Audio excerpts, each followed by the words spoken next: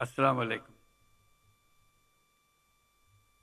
আজ বহুদিন পরে বাংলাদেশ অ্যাডমিনিস্ট্রেটিভ সার্ভিসেস অ্যাসোসিয়েশনের কল্যাণে চীন মৈত্রী সম্মেলন কক্ষে আসার সুযোগ হলো আমার। তাদেরকে আমি আন্তরিক ধন্যবাদ জানাই। যখন আসতাম সেই আমলে একটা জিনিস খুব পীড়া দিত, এই হলে যখন আলাপ হয় তার প্রতিধ্বনি হয় সাংঘাতিক। ওটা বহাল আছে, এটার পরিবর্তন হয়নি, এখনো সেই প্রতিধ্বনি হয়ে যাচ্ছে।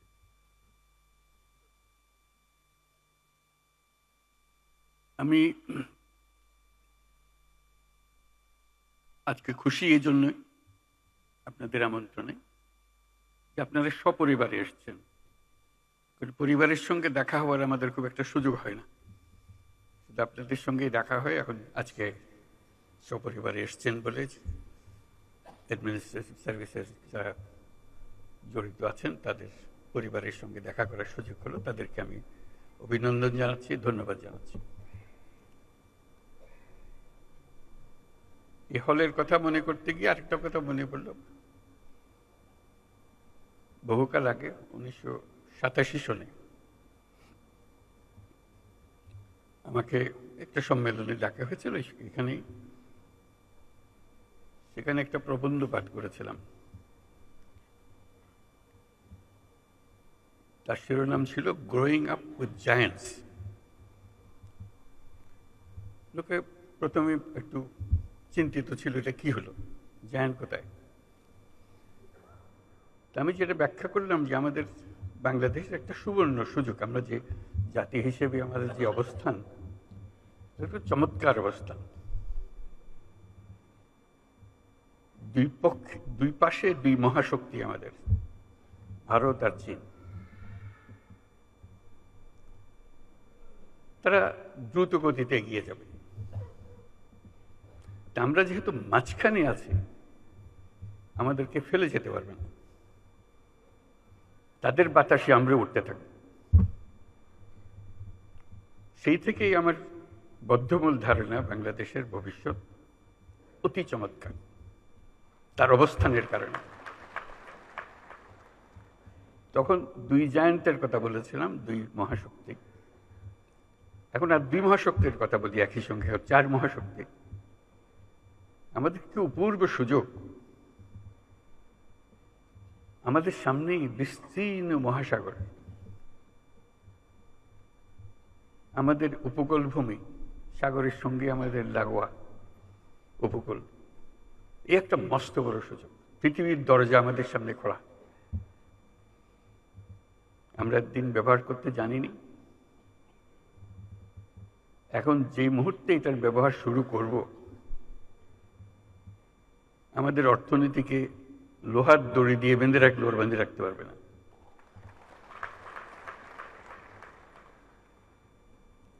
এবং আমাদের উত্তরে হলো সে বিখ্যাত হিমালয় পর্বতমালা,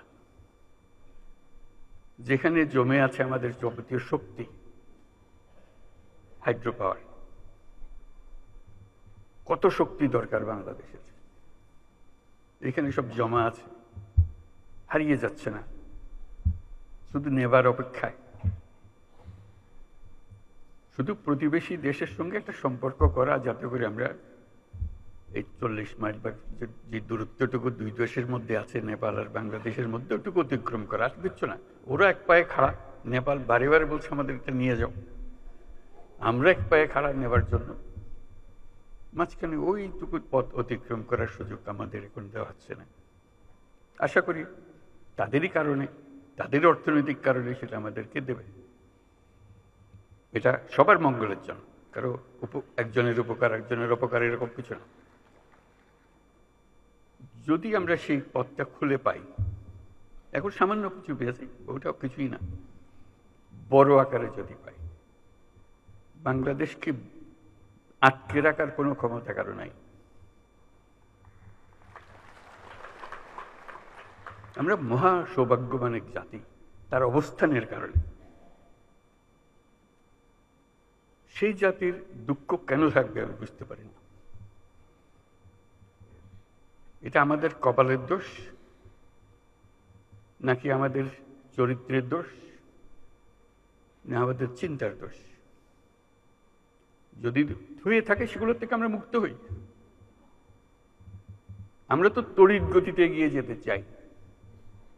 এটা একটা মহাশক্তিধর অর্থনীতি তৈরি হবে। আজকে কুমিরা থেকে টেকনাফ পর্যন্ত যে উপকূল ভূমি, সেখানে যদি কাতারে কাতারে সব নৌবন্দর স্থাপন হয়, মাতার বাড়ির গভীর সমুদ্র বন্দর পর্যন্ত যদি আমরা দুনিয়ার সব জাহাজকে আশ্রয় দিতে পারি, তাদের কাজ করার জন্য সুযোগ সুবিধা দিতে পারি, আমাদেরকে আটকাবে কে? এবং শুধু এই যে সমুদ্র বন্দর আমরা ব্যবহার করব, আমাদের মালামাল যাবে, তা তো না। আমাদের একটা নিজস্ব অর্থনৈতিক অঞ্চল আছে, সেই অঞ্চলটাকে আমরা এখনো খুলতে পারিনি, কিন্তু অঞ্চল অপেক্ষা করছে আমাদের জন্য। আমাদের অঞ্চল হলো, উত্তরে হলো নেপাল আমাদের অঞ্চল। নেপালের সৌভাগ্য, তারা হিমালয় পর্বতের পাদদেশে আছে। দুর্ভাগ্য হলো সমুদ্রের দেখা তাদের হয় না। তাদের সমুদ্র দেখতে হলে আমাদের মাঝখান দিয়ে দেখতে হবে, আমাদের মাধ্যমে দেখতে হবে। সে পথ আমরা করে দিই, আমরা একসঙ্গে যৌথ অর্থনীতি গড়ে তুলি। তার সমুদ্রের অভাব, আমার পর্বতের অভাব, হাইড্রো, দুই অভাব একসঙ্গে পূরণ করি দুজনে। ভুটান একই কাণ্ড, তারও সমুদ্র দর্শন হয় নাই। তাকে সমুদ্রে আসতে হলে আমার পথ দিয়ে আসতে হবে, আমরা তাকে স্বাগত জানাই। তেমনি ভারতের পূর্বাঞ্চল একই অবস্থা, নেপালের যে অবস্থা, ভুটানের যে অবস্থা, ভারতের সেভেন সিস্টারের একই অবস্থা। তার সমুদ্র দর্শন তার হয় না, হবে না। তার সঙ্গে আমরা যোগ দিই একসঙ্গে এই অর্থনৈতিক অঞ্চল। আমাদের যে সমুদ্র বন্দর, তাদের মাল আনা নেওয়া করবে, আমাদের মাল আনা নেওয়া করবে, তাদের কাছে যাবে। তাদের অর্থনীতি আমাদের অর্থনীতি একসঙ্গে জাগবে। তারাও খুব কষ্টের অবস্থায় আছে, তারা খুব ভালো অবস্থায় নেই। তারা এই সুযোগ পেলে তারাও আনন্দিত, তাদের ব্যবসা আমাদের ব্যবসা, রমরমা ব্যবসা হবে, একসঙ্গে ব্যবসা হবে। এগুলো বললাম এই জন্য, আমরা ভবিষ্যৎ সম্বন্ধে অনেকে হতাশায় ভুগি। হতাশার তো কারণ নাই, এটা আনন্দের বিষয়। আমাদের যেই অবস্থান, যে সুযোগ সুবিধা, শুধু সেগুলোকে আহরণ করা, কাজে লাগানো। প্রক্রিয়া শুরু হয়েছে, এই প্রক্রিয়াকে জোরদার করা, যাতে করে আমরা এই অর্থনৈতিক অঞ্চল গড়ে তুলতে পারি। মালামাল সোজা চলে যাবে নেপালে, সোজা চলে যাবে ভুটানে, সোজা চলে যাবে সেভেন সিস্টার্সে। তাদের মালামাল আমাদের মাঝখান দিয়ে, আমাদের ব্যবসা তাদের ওখানে যাবে, তাদের ব্যবসা আমাদের এখানে আসবে। সেটাই তো হলো অর্থনীতি। কাজেই প্রাকৃতিক দিক থেকে আমরা খুবই সৌভাগ্যবান। তার চেয়েও একটা বড় সৌভাগ্যবান আমরা, আমাদের একটা মস্ত বড় জনসংখ্যা। আগে মনে করতাম এটা বড় বোঝা বোধ, এটা সম্পদ, মানব সম্পদ। যেহেতু প্রযুক্তি আসার ফলে কোনো মানুষই আর কোনো বোঝা নয়, প্রতিটি মানুষই হলো এখন সম্পদ, উদ্ভাবনের সম্পদ, এন্টারপ্রেনিয়রশিপের সম্পদ, নতুন আবিষ্কারের সম্পদ। আমরা সেই সম্পদের সম্পদশালী। আমরা পৃথিবীর 8ম জনসংখ্যার দেশ। কাজে সোজা কথা না, তলারের জায়গা না, একদম উপরের জায়গা। মানুষ এগোতে পারছে না বহু দেশে তার মানুষের অভাবে। আমরা যে মধ্যপ্রাচ্যের লোক পাঠাই, তারা কোন দুঃখে আমাদেরকে নেই? তাদের লোক নাই, সেই জন্য আমাদেরকে ডাকে। পৃথিবীর সব লোক বসে আছে কখন আমাদের থেকে লোক পাবে। আমি প্রায় বলেছি, চীন যেভাবে অগ্রসর হচ্ছে, চীন হলো সবচেয়ে বেশি সর্বোচ্চ সংখ্যক জনসংখ্যার দেশ, আমাদের যেভাবে অগ্রসর হচ্ছে কিছুদিন পরে বোধহয় আমাদের কাছ থেকে লোক চাইবে, তার এত টান পড়বে তখন। এই হলো আমাদের সুযোগ। আমাদের সুযোগ শুধু সংখ্যায় না, আমি সংখ্যার উপর বেশি গুরুত্ব দিচ্ছি না, সংখ্যা গুরুত্বপূর্ণ, কিন্তু প্রতিটি তরুণ বাংলাদেশের মহাশক্তি, মহাপ্রচণ্ড শক্তি। সেই তারুণ্য বিশ্ব জয় করতে পারে। সেই তারুণ্য আমাদের যত রকমের অভাব আছে, যত রকমের ঘাটতি আছে, তার চাইতে অনেক বেশি সে নিয়ে আসতে পারে। সে একটু সম্পূর্ণ ভিন্ন এক প্রজন্ম। সেই প্রজন্মের জন্য দরজা খুলে দিতে হবে। আমরা শুধু বসে আছি দরজা তালা লাগানোর জন্য। এটা বলতে পারি, এটা অনাবশ্যক, যদি সবাই অনুভব করি। আমাদের তারুণ্য জুলাই মাসে যা দেখিয়েছে, আগস্ট মাসে যা দেখিয়েছে, সেটা তো পৃথিবীর একটা অনন্য দৃষ্টান্ত। এটা সাধারণ একটা ঘটনা না, যেরকম করে অন্য দেশে বিপ্লব হয়, এই হয়। এই বিপ্লব কোথাও হয় নাই। তার প্রতিটি জিনিস যদি আপনারা বিচারে বসেন, দেখবেন যে এটা প্রতিটি দিক থেকে এটা অনন্য। সেই অনন্য ক্ষমতা এই দেশের তরুণদের মধ্যে আছে। এটা হারিয়ে যাবে না। আপনারা মনে করেন না যে এটা এক ঘটনায় শেষ। এটা শেষ হয়নি, শুরু হলো মাত্র। কাজেই সেইভাবে আমাদেরকে এই তরুণদের সুযোগ দিতে হবে। আমরা সুযোগ আছে, নিতে চাচ্ছি না। আমি ছোট্ট একটা উদাহরণ দেব, ব্যক্তিগত উদাহরণ। ডাক্তাররা আমাদের কাছে আক্ষেপ করে, হাসপাতালের আক্ষেপ করে, যখন আমরা বলি আপনারা কেরালা থেকে কেন নার্স আনেন, বল দেশে নার্স নাই। ডাক্তাররা আমাদেরকে বলে আমাদের এমন স্বাস্থ্য ব্যবস্থা, এখানে প্রতিজন নার্সের বিপরীতে আমাদের 3 জন ডাক্তার আছে। রেশিও হলো 1:3, একজন নার্স 3 জন ডাক্তার। পৃথিবীর মানুষ হা হয়ে যায় কথা শুনে। কেন হওয়া উচিত ছিল উল্টাটা, একজন ডাক্তারের পেছনে 3 জন নার্স অন্তত। নার্স তো চালায় সবকিছু, ডাক্তার সিদ্ধান্ত দেয়। এখন সেই সিদ্ধান্ত কাকে দেবে? আপনার যদি নার্সই না থাকে, বলে যে না আমাদের তো নার্সিং কলেজ আছে, আপনি ঘুরে দেখুন সেটার কোয়ালিটি। কাজে এইটা দিয়ে আমাদের কোনো কাজ হচ্ছে না। তো খুব দুঃখ পেয়ে আমি মনে করলাম যে আমরা নিজেরা একটা ছোট্ট নার্সিং কলেজ করি না কেন। করলাম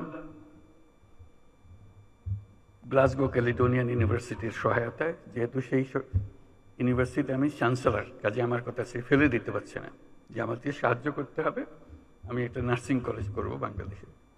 পুরোপুরি সাহায্যতা করলাম এবং চমৎকার একটা নার্সিং কলেজ তৈরি হলো। মাত্র 40 জন মেয়ে নিয়ে আমরা শুরু করেছিলাম, গ্রামীণ ব্যাংকের মেয়ে, পরিবারের মেয়ে, যাতে গরিব ঘরের মেয়ে। আমরা নার্সিং যখন বানাবো অন্যদের দেবো কেন, গরিব ঘরের মেয়েদের দেবো। সে ইংরেজির একটা অক্ষর সে বলতে পারে না, কোনো রকমের লেখাপড়া শিখেছে, আমরা তাকে দিলাম।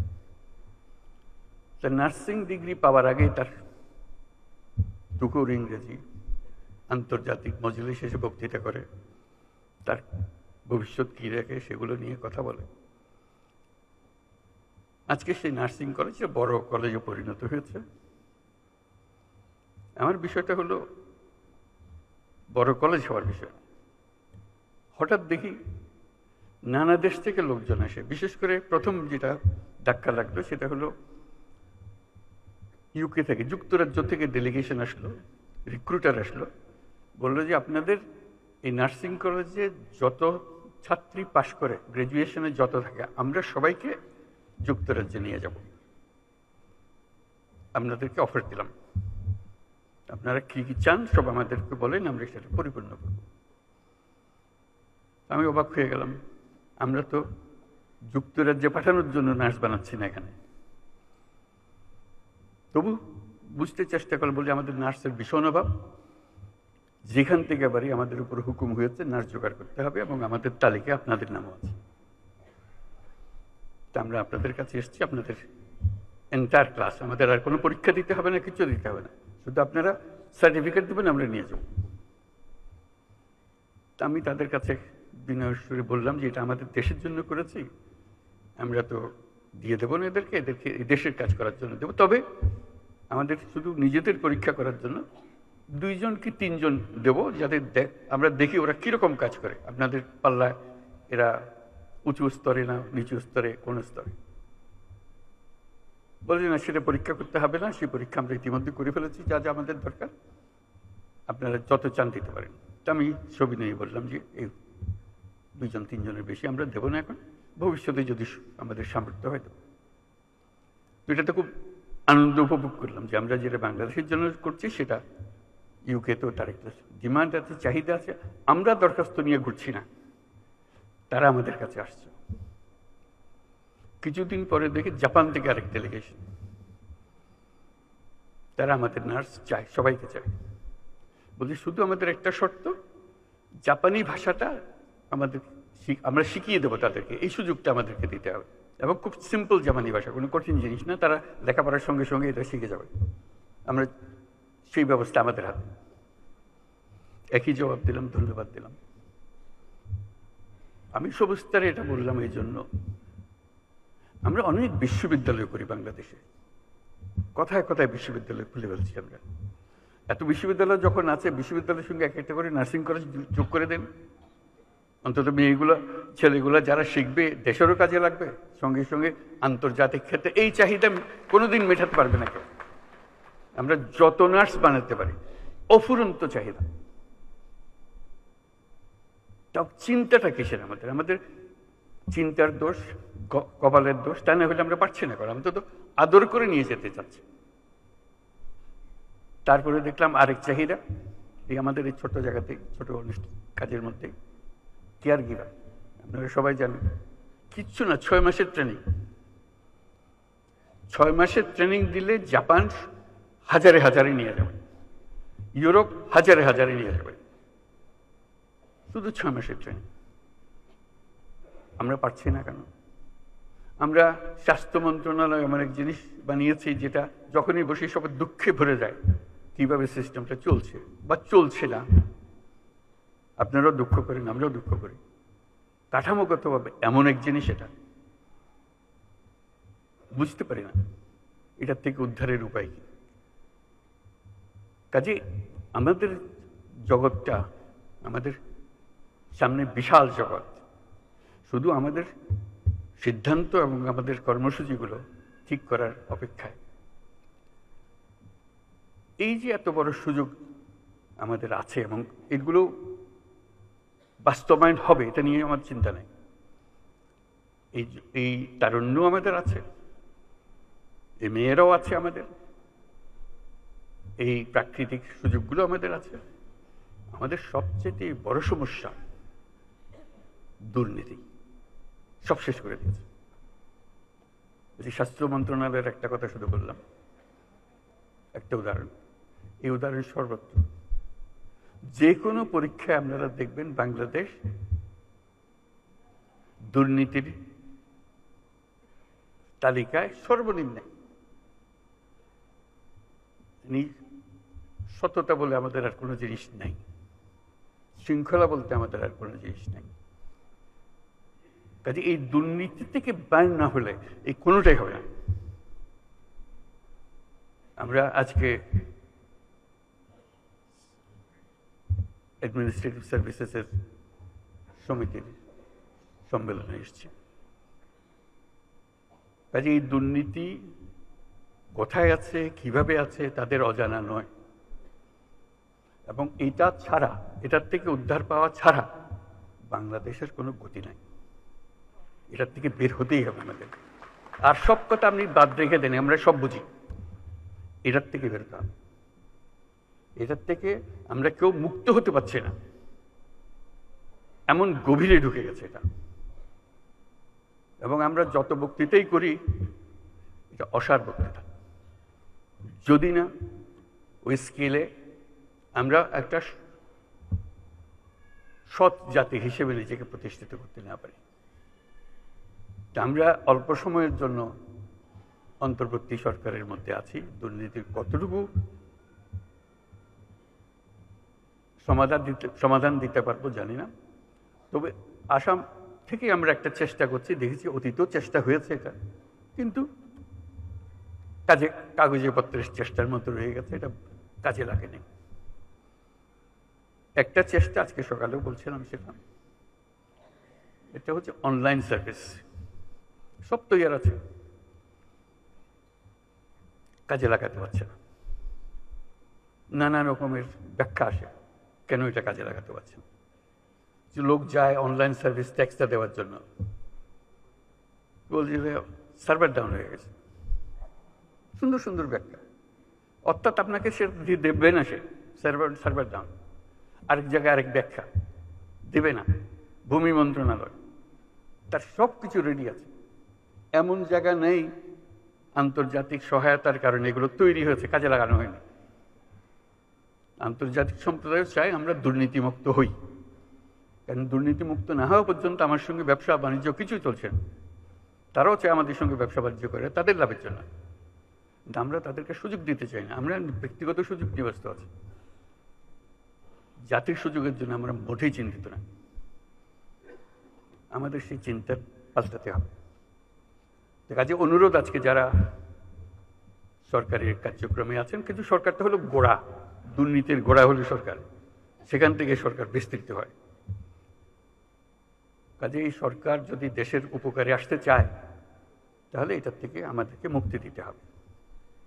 সে আবেদন আজকে করব যে আমরা থাকা অবস্থায় আমরা যেন প্রতিটি ক্ষেত্রে অনলাইন সার্ভিস যেগুলো তৈরি আছে, ভবিষ্যতে তৈরি হবে সেগুলোর কথা বলছি, যেগুলো তৈরি আছে এটা 100% আমরা ইমপ্লিমেন্ট করে যেতে পারি।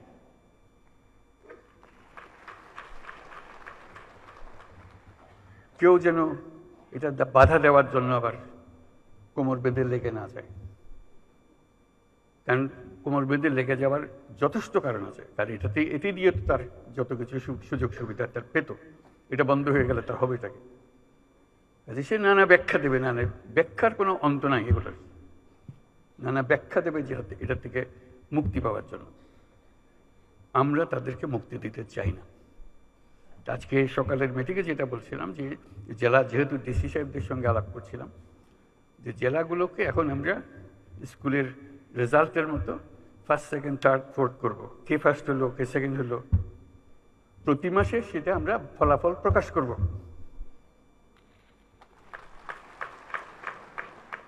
কিচ্ছু না, সাধারণ কথা, যে আপনার জেলায় কর দানে অমুকে অমুকে কত শতাংশ এখন অনলাইন হচ্ছে। শুরুতে কম হবে, 5% হবে, সেকেন্ড 20% হবে, 15% হবে, হোক, আমরা সেটা করি। সামনের মাসে কি হবে সেটার জন্য, এটা কি তার থেকে আর বাড়লো নাকি ওইখানে রয়ে গেল? মজার বিষয় হলো, যখনই আপনি র্যাঙ্কিং করেন, কেউ না কেউ দেখবে যে উপরে চলে গেছে। এটি হলো মজা। কাউকে ওর শাস্তি দেওয়ার কিছু নেই, যে কম আছে তারা শাস্তি দেওয়ার কথা, যে ভালো করছে তাকে বাহবা দেওয়া, তাকে সবার সামনে দাঁড়িয়ে ফুলের মালা পরিয়ে দেওয়া, যে করেছে পাশে। তখন আরেকজনের মনে ঈর্ষা জাগে, ওর থেকে আমি অনেক ভালো করতে পারি, আমি করবে আবার দেখিয়ে দেবো কি করে করতে হয়। ওই দেখিয়ে দেবার মেজাজটা যেন আমরা অর্জন করতে পারি। ওই র্যাঙ্কিং প্রতি মাসে আমরা এটা ফলাফল প্রকাশ করতে চাই। সবাই তার বন্ধু বান্ধব সব জেলা দেখবে, কে কোন জেলা ফার্স্ট হলো, কোন জেলা সেকেন্ড হলো, কোন জেলা থার্ড হলো। যারা উপরে থাকবে তাদেরকে আমরা অভিনন্দন জানাবো, যারা নিচে গেলো তাদেরকে উৎসাহ দেবো যে দেখো, চেষ্টা করে দেখো, আর একটু উপরে উঠতে পারবে না, গতবার তো তুমি ভালোই করতেছিলে, আবার নিচে নেমে গেলে কেন, কি হয়েছে আমাদেরকে বলো, তোমার কি সাহায্য করে, যাতে করে আস্তে আস্তে ওই 100%-এ চলে যেতে পারে।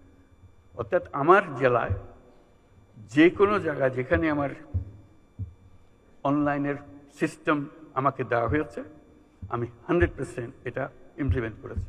এই প্রতিজ্ঞা আমরা আজকের সবাই নিয়ে নিলাম। এটা শুধু আমার অনুরোধ, আমরা থাকতে থাকতে করে ফেলেন, যেহেতু আমাদেরও একটা আগ্রহ আছে জিনিসটা করে যাওয়ার, আপনাদেরও নিশ্চয়ই আগ্রহ আছে দেশের এই বড় কাজটা করে যাওয়ার। কারণ এটা হলো লোহার ফটক, এটা অতিক্রম না করলে উন্নতি বলেন কি বলেন কিচ্ছু আসবে না, কিচ্ছু হবে না। সম্মান, উন্নতি, যাই কিছু বলেন, কিচ্ছু হবে না। এটা ভদ্র লোকের সংসারের মতো হতে হবে, যে আমরা দুর্নীতিমুক্ত জাতি। সিঙ্গাপুরের মতো দেশ যদি দুর্নীতিমুক্ত হয়, আমার পাশের দেশ, আমাদের কি কি আছে, করতে পারবো না। আমরা পারবো যদি আমরা সবাই মিলে এই কাজটা, আর কিচ্ছু না, শুধু একটা জিনিস বলতেছি, আর বহু জিনিস আছে, বহু কাজ আছে যেখানে দুর্নীতিতে ডুবে আছে। আমরা শুধু একটা জিনিস, অন্যগুলো চেষ্টা করব, কিন্তু হয়তো পরিষ্কারভাবে ধরতে পারবে না কোথায় কি হচ্ছে, কিন্তু এটাতে আমরা পারবো। এটাতে শুধু অনলাইন সার্ভিসটা প্রোভাইড করা, এটাতে সফল হলে দেখবে যে আরো উৎসব আসবে। বহু রকমের বুদ্ধি আছে, দুর্নীতি কেবল আমাদের দেশে না। এবার জাতিসংঘের বৈঠকে যখন আলাপ করছি, তখন এক বৈঠকে ইউরোপিয়ান ইউনিয়নের যিনি প্রেসিডেন্ট উর্সুলা, তার সঙ্গে আলাপ করতেছিলাম। বললাম যে আমরা দুর্নীতিতে সাংঘাতিক অবস্থায় আছি, আমাদেরকে সাহায্য করতে হবে, কিভাবে আমরা দুর্নীতি থেকে মুক্ত হব, কি কি মেকানিজম আছে, কি কি টেকনোলজি আছে, যেগুলো আমাদেরকে দেখিয়ে দিতে হবে। উনি হাসলেন, বলে সমস্যা তো শুধু একা তোমার না। আমি যে কেন? বলে এই সমস্যা তো আমাদের ইউরোপিয়ান ইউনিয়নেরও। আমি খুব অবাক হলাম, আমাদের সমস্যা কোথায় আর ইউরোপিয়ান ইউনিয়নের সমস্যা কোথায়? উনি বলে যে দেখো তো, আমাদের বিরাট অসংখ্য দেশ, 27টা দেশ। এই 27টা দেশ যখন আমরা তাদেরকে প্রথম ইউরোপিয়ান ইউনিয়ন শুরু করে একজন একজন করে নিতে হচ্ছে, ঢুকাতে হচ্ছে, এবং আমাদের প্রথম প্রতিজ্ঞা হলো ধুয়ে মুছে পরিষ্কার না হওয়া পর্যন্ত ওইটাকে আমরা ইউরোপিয়ান ইউনিয়নে ঢুকাবো না। এখন যেদিকে যাই সব ভর্তি, দুর্নীতিতে ভর্তি, কাজে আমার ধোয়া মোছার কাজ করতে গেছে। এবার জঘন্য রকমের দুর্নীতিতে ভর্তি, তাকেও আমরা সাফ সুতরা করে ইউরোপিয়ান ইউনিয়নে নিয়ে এসেছি। এখন আমরা সবাই দুর্নীতিমুক্ত। ইউরোপিয়ানের সদস্য হওয়া মানে হলো দুর্নীতিমুক্ত, এটা আমরা নিশ্চিত। কাজে তোমরা যত রকমই করে থাকো, যত দুর্নীতি বলো, আমাদের সব জানা, আমরা তোমাদের সাহায্য করতে পারবো। আমি তার খুব আশান্বিত করলাম, আমি খুব আশান্বিত হলাম তার কথা শুনে। বললাম যে তুমি আমাকে উৎসাহিত করলে, এটা লেটস ডু ইট টুগেদার, আমাদের একটু সাহায্য করে। উনি বলে তোমার যা লাগে, আমার ব্যক্তিগত প্রতিজ্ঞা রইল, আমি উইল সাপোর্ট ইউ। এটা বললাম ওনার সাপোর্টের বিষয় না, দুর্নীতি থেকে মানুষ বের হয়ে এসছে, এটা সম্ভব, এটা অসম্ভব কিছু না, এটা বলার জন্য। শুধু চেষ্টার দরকার, শুধু আমাদের প্রতিজ্ঞার দরকার যে আমরা এটা করবো। এটা ছাড়া আমরা যত মিষ্টি কথাই বলি, সব অসার।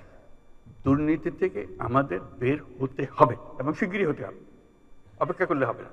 অপেক্ষা করলে এই আমাদের সমুদ্রও কোনো কাজে লাগবে না, আমাদের পর্বতও কোনো কাজে লাগবে না। আমাদের তরুণদেরকে আমরা জাহান্নামে ফেলে দিলাম, তারা কোন জাহান্নামে চলে আসলো, এটা কারো মুক্তি পাবে না। এই দুর্নীতি যে কত রকম, আমি শুধু দিয়ে একটা বিষয় সম্প্রতি অভিজ্ঞতা অর্জন করেছি বলে বলছি। ইউরোপ, আরব আমিরাতে গেলাম, সংযুক্ত আরব আমিরাত। আমাদের লোকের কাহিনী বর্ণনা করেছিল তাদের অফিসে, বলছে আমরা তোমাদের কোনো ডকুমেন্ট আমরা বিশ্বাস করতে পারি না, এত ভুয়া। কাজের লোক হয়তো সে, কিন্তু সে সার্টিফিকেট নিয়ে এসছে, মেডিকেল ডক্টরের সার্টিফিকেট। জলজন্ত আমরা দেখতেছি ডাক্তার হতেই পারে না, দেখা যাচ্ছে ডাক্তার না সে, কিন্তু সার্টিফিকেট নিয়ে এসছে, ডাক্তারের সার্টিফিকেট। ওই ডাক্তারের সার্টিফিকেট নিয়ে চাকরি নিয়ে এখানে এসছে। আমরা কতটা বাছাই করবো? আমরা লজ্জায় মাথা হেঁট হয়ে যায় যে আমরা এটা কিছুই করতে পারতেছি না। আমরা চাকরি চাই, কিন্তু পরিষ্কারভাবে চাই। এরকম ভুয়া একজন যে চাকরি দিচ্ছে, তাকে আমি নিজেকে ডাক্তার বলে পরিচয় দিয়ে গেলাম, আসলে শেষ পর্যন্ত গিয়ে চাকরি দিব কোথাও, শুধু এখানে পার হওয়ার জন্য ডাক্তারের সার্টিফিকেট তার দরকার হয়েছে। এবং আমরা কেউ না কেউ তাকে এই সার্টিফিকেট দিচ্ছি, নিশ্চয়ই অর্থের বিনিময়ে দিচ্ছি। এবং এখানে বহু আছে, সেটা এজেন্ট আছে, সেই জোগাড় করে দেয়। শুধু একটা এজেন্ট না, এরকম বহু এজেন্ট আছে। এবং এইভাবে আমাদের বহু মেয়ে মধ্যপ্রাচ্যে হারিয়ে যাচ্ছে, নিয়ে গেছে, কিসের মধ্যে ফেলে দিয়ে আসছে কেউ জানে না। হিউম্যান ট্রাফিকিং এর কি বিষয়, বিভৎস বিষয়। এবং মেয়েদের জন্য আমাদের মেয়েরা যাচ্ছে, তার কি অবস্থায় ফিরে আসছে, যদি সশরীরে ফিরে আসতে পারে, কত লাশ কোথায় চলে যাচ্ছে সেটারও কোনো হিসাব নেই। এই কোন দেশ বানালাম আমরা? আমরা তো দায়ী। আমরা যে আজকে এখানে এসেছি, আমরাই তো দেশ চালাই, কাকে কি বলবো? আমাদের নিজের কাছে, নিজের সন্তানদের কাছে আমরা কি জবাব দেব যে কাউকে আমরা রক্ষা করতে পারছি না? এই মৃত্যুর জন্য, এই ট্রাফিকের জন্য আমরা দায়ী না? আমরাই তো দায়ী, আমরাই তো সহজ করে দিয়েছি তাকে যাওয়ার জন্য। এটা অসংখ্য কাহিনী, এগুলো আপনারাও জানেন, বহু জানেন। আমি একত্রের কথাগুলো বললাম যে এটা এই ভীষণ রোগ থেকে আমাদের সারা গায়ে ঘা, এটার থেকে মুক্ত হতে না পারলে কোনো দিকে অগ্রসর হবার আমাদের উপায় নেই। আমাদেরকে আজকে প্রতিজ্ঞা নিই, আমরা এই ঘা থেকে মুক্ত হব, সুস্থ হব।